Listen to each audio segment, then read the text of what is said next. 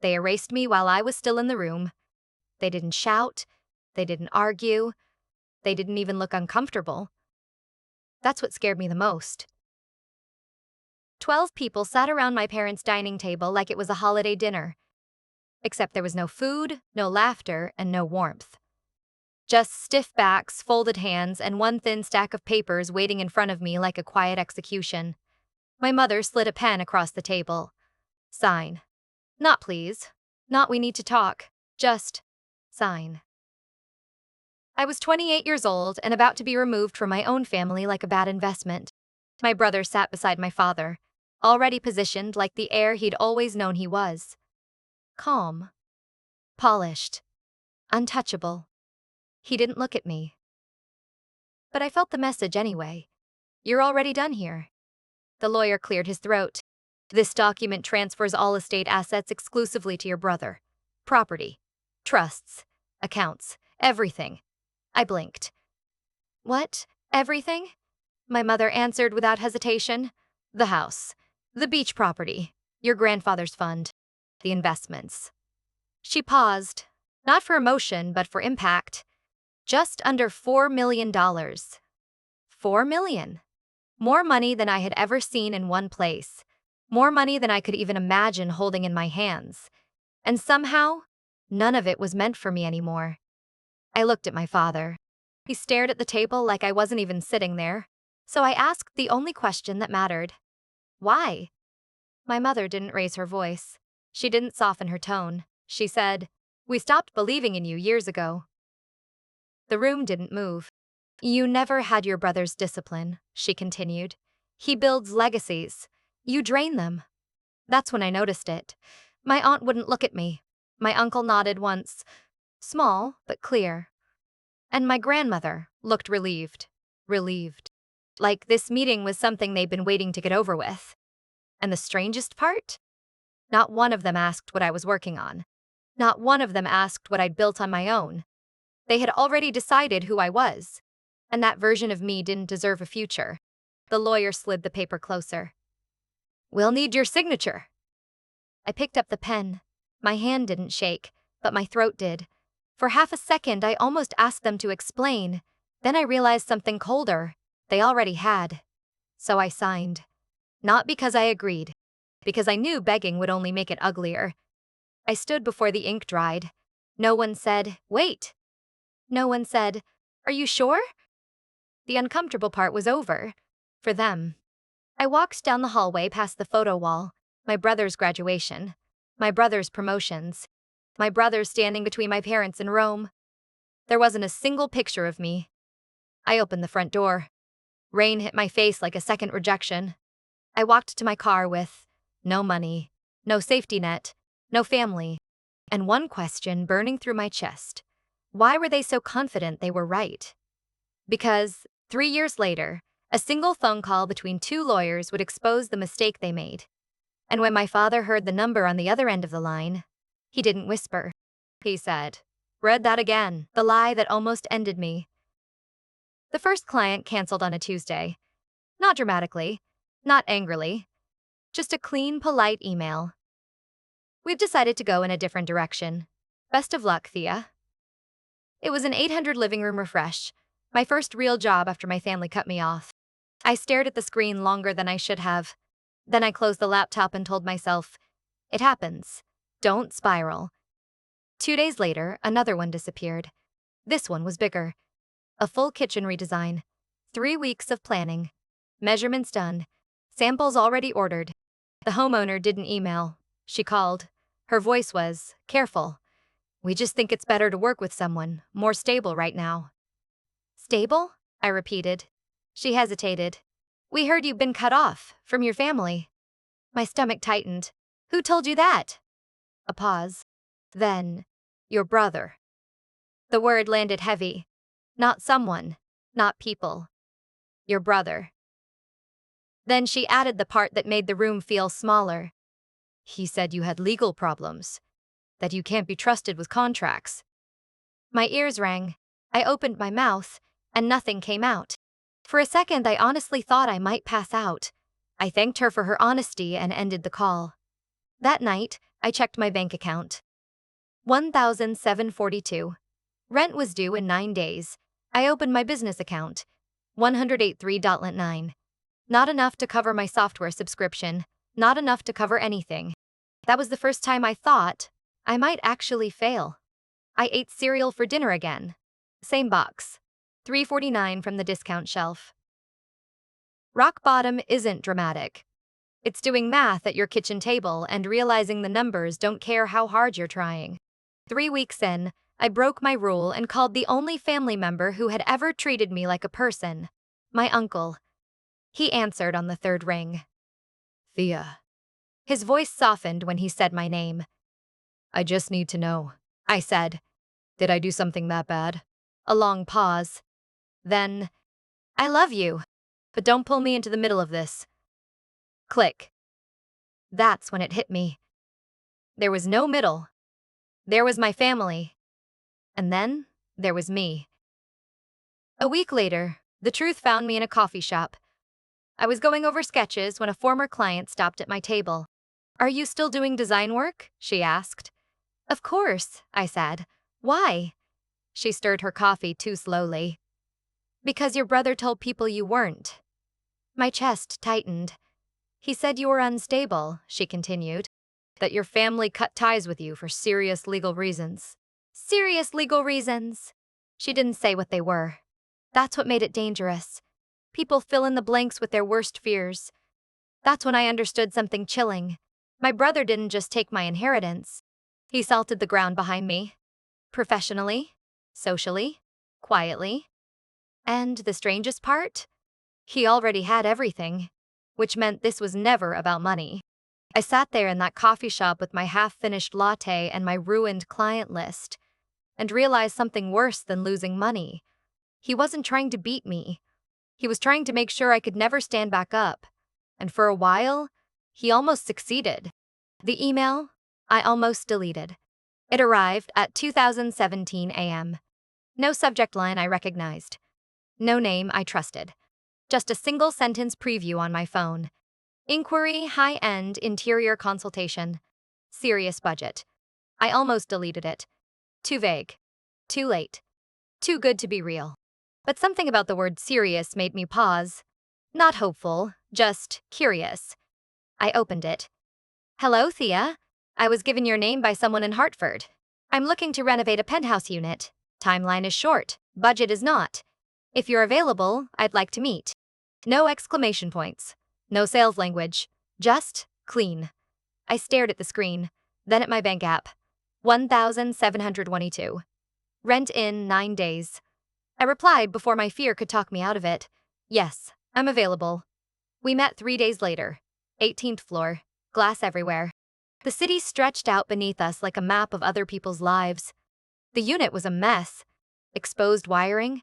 Bare concrete floors. Half-removed cabinets hanging like broken teeth. The wind hummed faintly against the glass, like the building was breathing. She stood near the window when I walked in. Mid-60s. Silver hair pulled tight. Rings on 3 fingers. The kind of posture that says, I don't wait to be impressed. Walk, she said. For half a second, I almost turned around. I hadn't worked in a space this expensive before. I wasn't sure I belonged in it. But then I took a breath and stepped forward. I didn't pitch. I didn't sell. I moved through the space slowly, touched the walls, measured light with my hands, knelt, stood, stepped back. 40 minutes passed. She didn't interrupt once.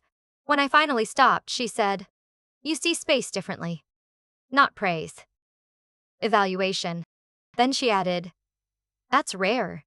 Her name was Margaret Calloway. She owned properties in 3 states, commercial, residential, hospitality, self-made. She didn't ask where I went to school. She didn't ask about my family. She asked one thing, how soon can you start? The project took 5 months. Budget, $20,000, more money than I had ever been trusted with. I triple-checked every invoice, every contract, every payment. I kept expecting someone to call and say there'd been a mistake. I didn't sleep much. I sourced materials from salvage yards and artisan shops, obsessed over every corner, every angle of light, every line of sight. When it was finished, Margaret walked the space in silence. 5 minutes. 10. Then she turned to me. I have 3 friends who need you. That was it. No applause. No speech. Just a door opening. 2 months later, I had 4 active projects. Real ones. Not 800 refreshes. Full redesigns. People stopped asking about my brother. They asked about my work. One night over dinner, Margaret said something that barely registered at the time. I don't invest in people who need saving, she said. I invest in people who just need a door. I smiled. I didn't know yet how literal that door was going to be. 8 months after my family erased me, I left Connecticut. I packed everything I owned into a 12-year-old Honda Civic. Books, plants, fabric samples, and I drove south. To a city built into mountains. To a place where nobody knew my last name. And nobody had heard my brother's version of me. But here's what I didn't understand yet. That email? That penthouse? That woman? They weren't just my comeback. They were the first crack in my brother's perfect story. And the next move he made was going to expose him. And this time, I wouldn't stop it. The name I chose. I didn't change my last name. I erased it. 8 months after that dining room table, I realized something uncomfortable. My family name wasn't just attached to me. It was following me. Every time someone Googled me, every time a client asked, "Are you related to?" there was always a pause after my answer. A calculation. So I stopped letting my past introduce me. I registered a new company. Not flashy, not sentimental, just clean. Alder Interiors. No Anders. No legacy. No permission. A name that didn't belong to anyone but me. Margaret didn't hesitate when I told her. Good, she said. Names carry gravity. Choose one that doesn't pull you backward. We formalized our arrangement. Not charity, not rescue, a business partnership. She invested. I designed. We split profits by contract. Everything documented. Everything earned. I worked 14-hour days, not because I had to, because I finally could. Some nights I fell asleep at my desk with a pencil still in my hand. The warehouse space we rented smelled like sawdust and fresh paint. My 3 employees moved around me like quiet momentum. A project manager, an assistant designer, a bookkeeper who didn't care about my past, only my numbers. For the first time, my life felt intentional, not reactive. And then something strange started happening. People stopped asking, "Are you related to Richard Anders?" They started saying, "I saw Alder Interiors in a magazine." Not big features, small mentions, regional, quiet, but real. And every time my name appeared without my family attached to it, something inside me stood taller. One Tuesday morning, my phone buzzed with a name I hadn't seen in years. Daniel Reeves, college friend. Now a real estate attorney in Charlotte. He texted, "Is this you? Thea Anders running Alder Interiors in North Carolina? Congrats. Coffee sometime?" I smiled before I could stop myself. I typed, "Name a place." Daniel looked exactly the same. Tall, slightly rumpled, still wore his suit like it was doing him a favor. We met in a coffee shop downtown. He ordered black coffee. I ordered the same. Some things don't change. We caught up. Then he asked about Alder. I gave him the short version. Boutique hospitality. Commercial redesigns. Margaret's investment. He listened the way lawyers do. Quiet, focused. Then I told him about the meeting. The pen. The table. The $4 million. His expression shifted. Not sympathy. Alertness. "Wait," he said. "Your brother, Victoria Anders?" I nodded. He leaned forward. "Thea." Her name came up in a transaction I reviewed last week. My chest tightened. She was CC'd on an email chain between a broker and a property management group. He continued. "Commercial deal. Southeast market." "That doesn't make sense," I said. "She doesn't do that kind of work." "That's what I thought." He paused, then said the sentence that changed everything. "She warned them about you." The room went quiet. Daniel's voice dropped. "She told them you were unreliable." That your family cut ties with you for serious financial concerns? And she used your full name. I didn't speak, didn't move, didn't breathe. She told them not to work with anyone connected to Thea Anders. That's when I understood what Alder really was. It wasn't just a business. It was a shield. Because my brother wasn't just trying to erase me, he was still trying. I didn't react. Not yet. I thanked Daniel, finished my coffee, and said one thing: don't tell her I know. He studied me, then nodded. That night, I went back to my office, stood in the doorway, looked at the people I'd hired, the work on the walls, the name on the door, all their interiors, and I realized something quietly powerful. My brother thought he was destroying me, but he was actually building the version of me he wouldn't be able to control, the proof he never thought I'd see. Daniel didn't call me back for 3 days, not because he forgot, because he was careful. When my phone finally rang, his voice was different, lower, slower. Thea, I found them. Found what? The emails. My grip tightened on the phone. Not one, not two, a chain. I didn't sit down, didn't lean. I just stood there in my office, staring at the glass wall where Alder Interiors was etched in clean white letters. What did they say? I asked. He exhaled. They don't say much, he replied. They imply everything. He forwarded them to me. I opened the first one. Subject: heads up. Confidential. From Victoria Anders to Paul Erickson, commercial broker. Just a heads up. A woman named Thea Anders may approach firms in your network. She's no longer affiliated with our family due to serious financial issues. I'd be cautious about anyone connected to that name. My chest went hollow. I scrolled. Another email. Different recipient. Same language. We had to cut ties with her. Trust issues. Nothing criminal, but not someone you want handling contracts. And then a third. She's unstable. Best to avoid. I stared at the screen. She never lied outright. She just let the reader finish the story for her. Daniel's voice came back in my ear. Thea, in Connecticut, this is called tortious interference with business relations. I swallowed. Meaning? Meaning. She used her position to sabotage your livelihood. I didn't feel angry. Not yet. I felt clear.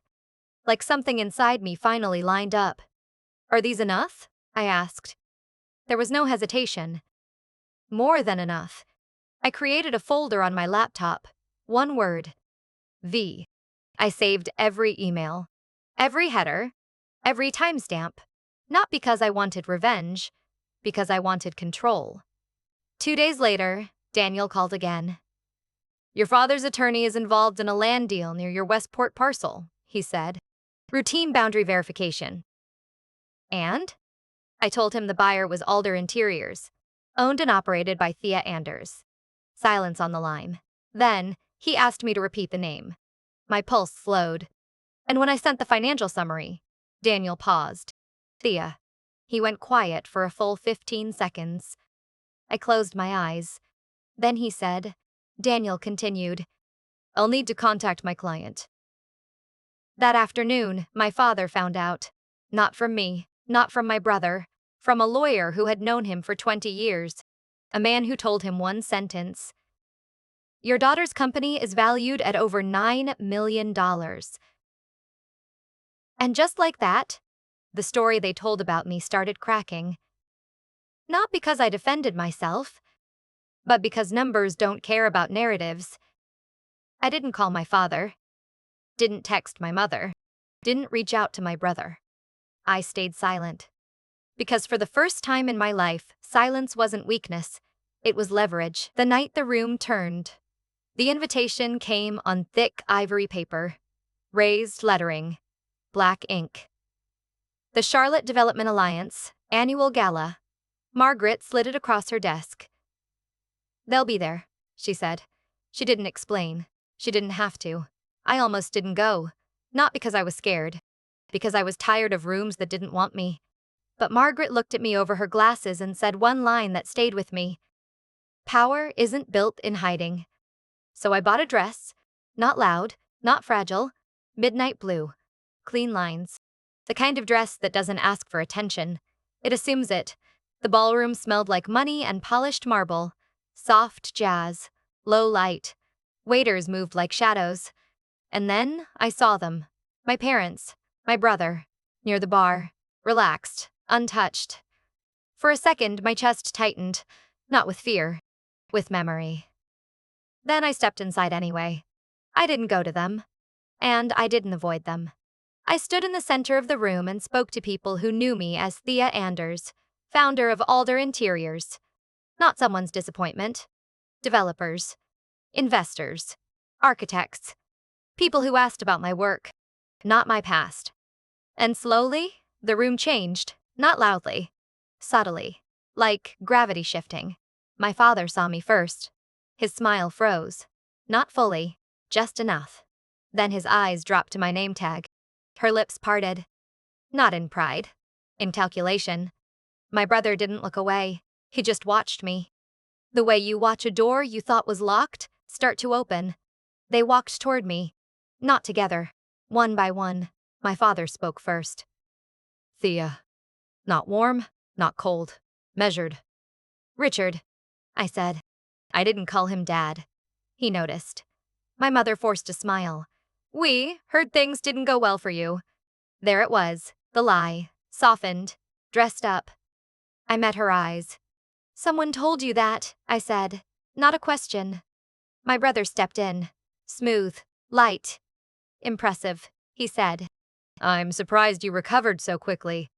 It sounded like a compliment. It wasn't. It was a test. I didn't answer him. I let the silence do it. Then a man beside me spoke. Tall. Silver hair. One of Margaret's senior partners. Excuse me, he said. You must be Victoria Anders. My brother relaxed instantly. Yes? The man smiled. I wanted to thank you. Your sister's work on the Pinecrest Hotel renovation is exceptional. We just approved the second phase. My brother blinked. Once. Then again. Second phase? He repeated. Yes, the man said. 7 figures. Starting next quarter. No drama, no pause. Just truth. My father cleared his throat. You're working with them? With Alder? The man replied. Of course. They're one of our top firms now. Top. Firms. Plural. My brother looked at me again. Not smug.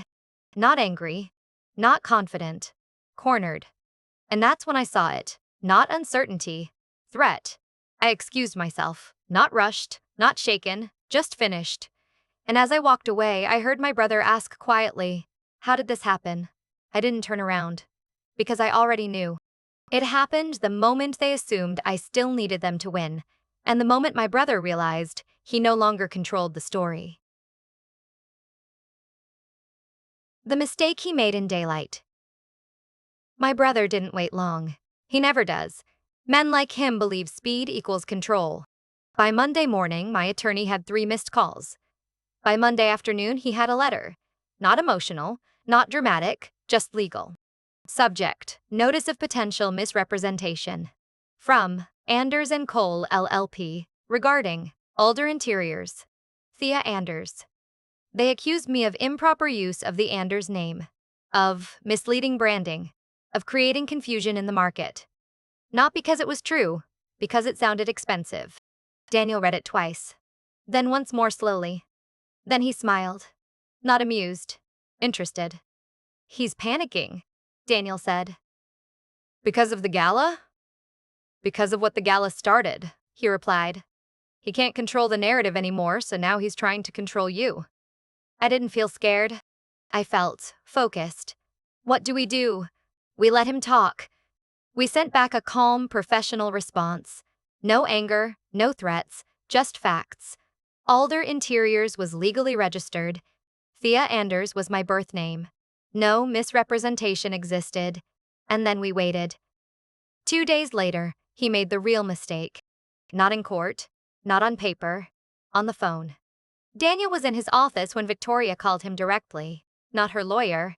Her. That's when professionals slip. Daniel put her on speaker. She didn't know. Let's be clear, she said. My sister is unstable. She's been cut off for years. I don't want her damaging the Anders' reputation. Daniel didn't interrupt, didn't challenge. He just let her talk. She doesn't have the discipline for this kind of work, Victoria continued. She's pretending to be something she's not, and I won't let her attach our name to it. Daniel nodded, then asked one quiet question. Have you told third parties this? There was a pause. Then, I warned people, yes, as a courtesy. Daniel looked at me. I didn't move. Who did you warn? He asked. She exhaled, irritated now. Brokers, investors, people in the industry, anyone who might get confused. By what? By her lies. Daniel thanked her, hung up, and turned to me slowly. That, he said, was a confession. He pulled up the recording software, saved the file, labeled it with the date, time, caller ID. She just admitted, Daniel continued, that she interfered with your business intentionally. I felt something in my chest shift. Not anger, not relief. Certainty. That night, I didn't sleep. Not because I was afraid, because I finally understood the game. My brother wasn't trying to protect the family, he was trying to protect the version of me he sold to the world. And now, that version was collapsing. I stood in my office long after everyone left, the lights off, the city glowing outside the windows. And I said it out loud. Not to him, not to them, to myself. You don't get to decide who I am anymore. But instead, he said, let's not make noise, let's make pressure. So we went quiet, not inactive, strategic. First, we built the file, not just evidence, context, timeline, pattern, intent. Every email she sent, every call she made, every deal that disappeared right after her name appeared. Daniel mapped it all out on a whiteboard in his office.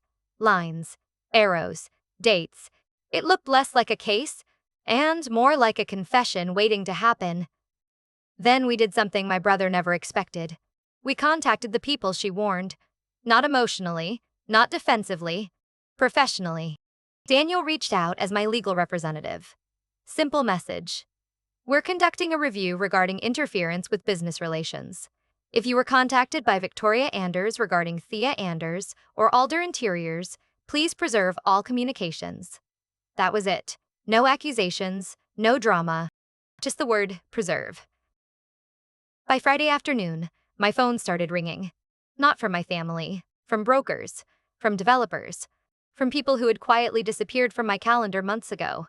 They weren't apologizing. They were explaining. She told us there were legal concerns. She said your family cut you off for financial reasons. She warned us not to trust you with contracts. Same words, different voices, same damage. One man said something that stuck with me. We assumed your brother wouldn't sabotage you without a reason. I didn't argue. I just thanked him. Daniel started receiving forwarded emails, screenshots, call logs, proof that what she called courtesy was actually campaigning. Quiet, consistent, deliberate. By Monday, the file was thick. By Wednesday, it was airtight. Daniel closed it, looked at me, and said, she can't deny this anymore. I nodded. Then we don't need to sue her. He raised an eyebrow. We don't? No, I said. We let her lawyer explain it to her. We sent one envelope, not certified, not dramatic, just precise. Inside, a copy of her own emails, a transcript of the phone call, a list of witnesses, and a cover letter that said one sentence. We are prepared to file for tortious interference and defamation. We wanted to give you the courtesy of seeing the evidence first. No threats. No ultimatums. Just inevitability. She got it Thursday morning, at 9:12 a.m. Daniel told me later, her assistant called within 3 minutes. Her lawyer called within 7. My brother didn't call me. Not yet, but I felt it. That shift. The moment someone realizes they've been playing offense, and suddenly they're defending. That night, I stood in my office again. Lights low, city breathing outside the glass, and I realized something calm and dangerous. I wasn't reacting anymore. I was choosing. Part 9. The question he was afraid to ask. My father didn't call me right away. He waited 2 days. Men like him don't move until they've reviewed every angle. When my phone finally lit up with his name, I didn't answer. Not at first. I let it ring. Not to punish him. To breathe. Then I picked up. "Thea," he said. "Not sharp, not cold. Careful. How did you build this?" There it was. Not an apology, not pride. Curiosity. I didn't respond right away. I looked out the window of my office. At the city. At the lights that didn't belong to anyone's last name. "I worked," I said, when no one was watching. He exhaled. "We thought. You assumed," I said gently. He went quiet. "Your brother says you're doing this to hurt the family," he continued. I closed my eyes. "I didn't build Alder to hurt anyone," I said. "I built it because I was tired of being erased." Silence again. Longer this time. Then he asked the question I didn't expect. "What did we miss?" Not, "Why didn't you tell us?" Not, "Why didn't you ask for help?" Just, "What did we miss?" I swallowed. Everything. But I didn't say that. I said, "You missed who I became when you stopped believing in me." He didn't argue. Didn't defend himself. Didn't bring up money. He just said, "We made decisions based on what we thought we knew." I replied, "And you never asked if it was true." Another pause. Then, "Your brother says you're preparing to sue him." I met that calmly. "I'm prepared to stop him," I said. "The difference matters." He was quiet for a long time after that. Then his voice softened. "Just slightly." "I didn't think you'd survive without us." I smiled. Not because it was kind. Because it was honest. "I didn't either," I said. But I did. Before he hung up, he asked one last thing. "Do you want us back in your life?" I didn't answer right away. Not because I didn't know. Because I finally did. "I want the truth," I said. "Not the version that makes you comfortable." The line went dead. That night, I didn't feel victorious. I felt lighter. Like something old had finally been set down. "The lie," he told too loudly. My brother doesn't do silence. He fills it with authority. So when I didn't respond, didn't call, didn't explain, he assumed I was losing. That's how men like him think. Quiet means weak. 3 days after my father called, Victoria went public. Not on Instagram, not on LinkedIn, on paper, an op-ed in a regional business journal. The kind executives actually read. The title, "Why Legacy Still Matters in Leadership." It didn't mention me. But everyone who knew our family could hear my name in every sentence. He wrote about discipline, about earned authority, about people who borrow credibility they haven't honored. Then came the line that made Daniel stop reading and start listening. Some people try to shortcut legitimacy by trading on a family name they never protected. Shortcut, trading, protected, not a lie, a weaponized implication. Daniel forwarded it to me, not with confidence, with caution. "This is dangerous," he wrote. "He didn't accuse you directly, but he's building a narrative." I read the article twice, not angry, uneasy, because now it wasn't legal. It was psychological. Daniel called. "If we respond publicly," he said, "there's no going back. What happens if we don't?" Then he controls the story. Silence sat between us. I stared at the city through my office window. At everything I'd built without permission. Then I said, "Send me the editor's contact." I wrote my piece that night. Slowly. Not as a rebuttal. As a record. When legacy becomes a weapon. By Thea Anders. I didn't insult him. Didn't mention childhood. Didn't attack. I told one story, what happens when power is used to erase someone instead of protect them. I wrote about clients who vanished, rumors that followed me, and how concern becomes sabotage when it's repeated in private rooms. Then I attached proof. Not all of it, just enough to make silence impossible. Before we sent it, Daniel paused. "You know this might cost you." "How?" "Clients don't like war. They like stability." I nodded. "I didn't build Alder to be liked." The article went live at 7:06 a.m. By 7040, a journalist called. Not praising. Digging. Can you confirm the emails? Are you suing? Is this a family feud? I didn't answer. Not yet. At 9:12 a.m., Daniel called. He saw it. How do you know? Because his lawyer just asked for time. Not defense. Not apology. Time. By noon, my father called again. He didn't sound impressed. He sounded unsettled. He didn't tell us any of this, he said. Not, I'm proud of you. Just, we weren't prepared. That afternoon, one of my largest clients paused a contract review. Not canceled. Paused. Just until things settle, they said. That was the cost. And then, late that evening, Daniel texted one line. His board requested clarification. Not investigation, not punishment. Clarification. The kind that decides whether someone is protected or exposed. I didn't feel victorious. I felt something sharper. Alert. Because now the story wasn't mine anymore. It was moving on its own. The last thing he said. My brother didn't call me. He showed up. No lawyer. No assistant. Just him. The receptionist buzzed my office. There's someone here to see you. She didn't say his name. She didn't need to. I told her to send him back. Not to the conference room. To my office. He walked in like he used to, like the room already belonged to him. But this time, he stopped at the door. Just for a second. Like he felt the shift. I read your article, he said. Not angry. Careful. I read your emails, I replied. Silence. You didn't have to make this public, he said. I didn't, I said.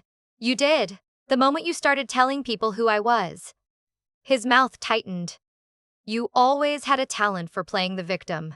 That one was familiar. Old. I stood up. Not to confront him.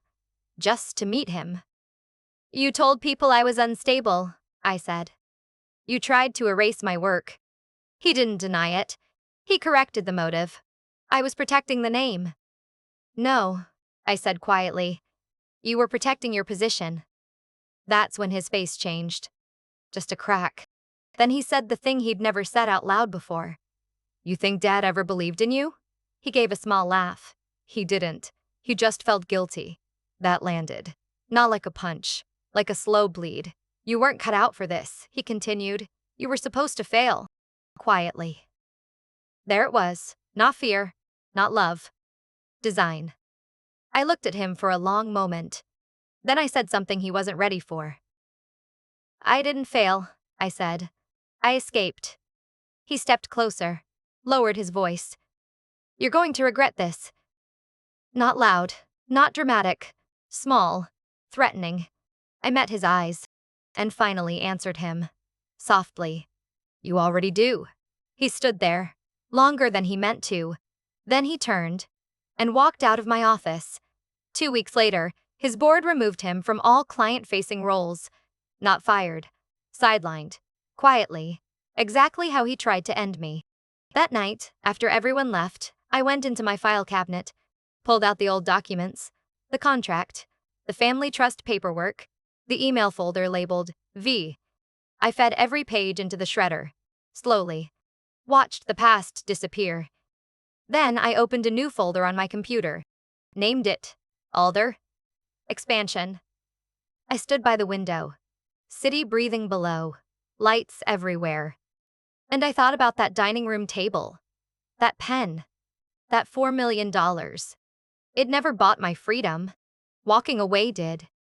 This story isn't about revenge. It's about what happens when someone stops asking permission to exist and starts deciding.